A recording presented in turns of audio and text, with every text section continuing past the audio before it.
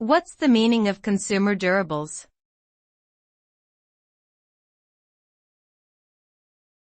Consumer durables.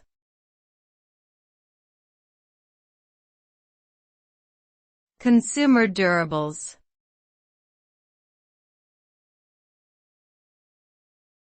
Consumer durables.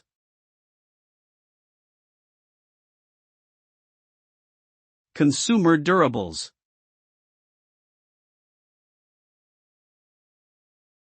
Consumer durables refer to long-lasting consumer products that are expected to be used for a period of time longer than 3 years.